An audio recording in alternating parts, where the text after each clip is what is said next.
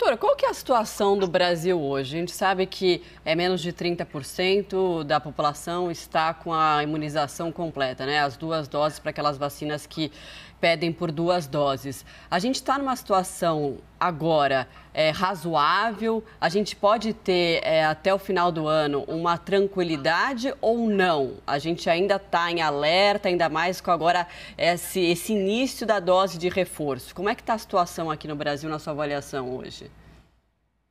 Marcela, a gente pode comparar o que está acontecendo com um jogo de futebol. Nós estávamos até o começo do ano, até fevereiro e março, perdendo o jogo. Nós, infelizmente, demoramos muito para iniciar a vacinação no Brasil. A compra dos imunizantes foi extremamente demorada, mas agora nós estamos conseguindo empatar o jogo, porque finalmente o governo federal está distribuindo aos estados um quantitativo que é desejável em termos de número de imunizantes. Só para vocês terem uma ideia, o Brasil tem uma capilaridade por conta do SUS extremamente alta e não é infrequente que por dia mais de 1 milhão de pessoas sejam vacinadas, que é um número muito alto. Então, finalmente, o Brasil começou a equiparar esse jogo. Só que o time adversário, que é o vírus, chegou com, como eu digo, um atacante, né, que é a tal da variante Delta.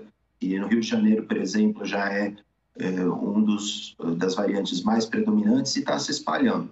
Portanto, a gente precisa reforçar a nossa defesa agora. Justamente é um momento de cautela em que a segunda dose deve ser feita de forma mais rápida e discutindo a terceira dose para aquelas pessoas que são mais vulneráveis, que são os idosos e os imunossuprimidos.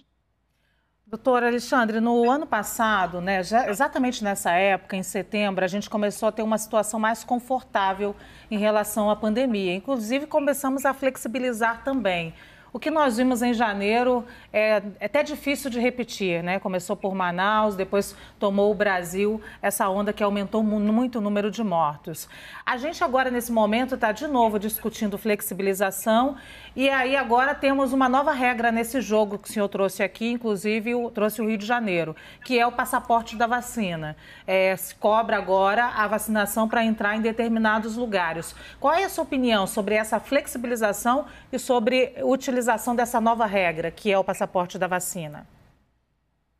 Primeiro ponto em relação à flexibilização, Luciana, nós temos que aprender com os erros do passado, como você muito bem colocou. Flexibilização não pode ser entendido com banalização. A economia, sim, tem que girar, nós temos que voltar às atividades do dia a dia, mas seguindo as regras de prevenção que todo mundo já sabe de cor, que é o uso de máscara, distanciamento social, evitando aglomeração e higiene frequente das mãos. Porque as vacinas, principalmente nesse cenário de circulação de variante, têm como principal objetivo atenuar casos que possam evoluir para hospitalização e óbito de Covid. As vacinas, elas não têm, contra essas variantes que estão circulando, o mesmo poder de evitar a transmissão quando as vacinas foram estudadas em relação ao vírus original. Então, nós temos que fazer uma flexibilização responsável, inteligente. Podemos ter segurança em certas atividades que fazem parte do nosso cotidiano, sem fazer uma banalização. E um segundo ponto, o passaporte de imunidade, que seria você só ser admitido em determinado local com a carteira de vacinação, vem como principal objetivo justamente incentivar as pessoas a se vacinarem. Porque uma pessoa vacinada não significa que ela não possa pegar a Covid, ter um quadro leve de Covid e inclusive transmitir. Mas é um ponto bastante positivo em relação a incentivar que as pessoas vão tomar a primeira dose ou mesmo vão fazer a dose que completa o esquema de imunização.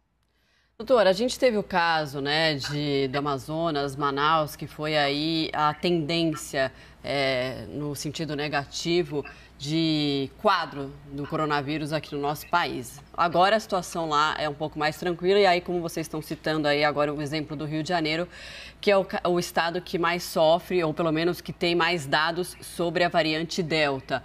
Em relação a isso, a gente pode imaginar que pode ter um cenário parecido ou pior, tendencionando igual o que está acontecendo no Rio de Janeiro no restante do país?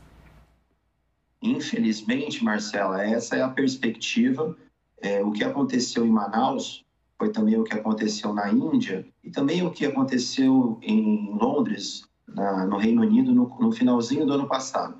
Quando você tem a circulação de uma nova variante, então no Reino Unido começou a circular a alfa, em Manaus começou a circular a gama, na Índia começou a circular a delta, você tem um aumento do número de casos, as pessoas começam a se infectar com mais frequência, porque essas variantes têm como principal característica ter um poder maior de transmissão. É um vírus que se liga mais facilmente à célula.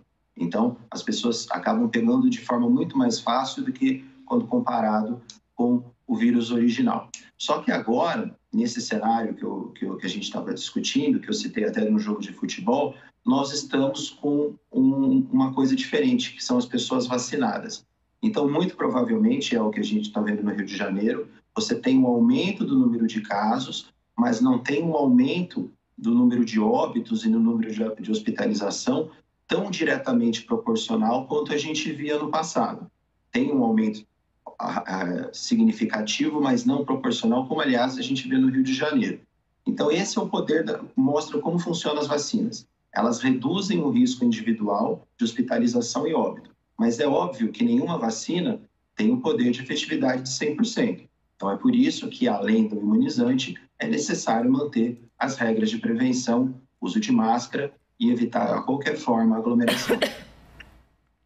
Tá certo, então a gente conversou com Alexandre Naime Barbosa, chefe da infectologista da Unesp. Doutor, muito obrigada pelas informações, pela entrevista. Um ótimo domingo para o senhor. Ótimo domingo para você, Marcela, Luciana e a todo mundo da CNN.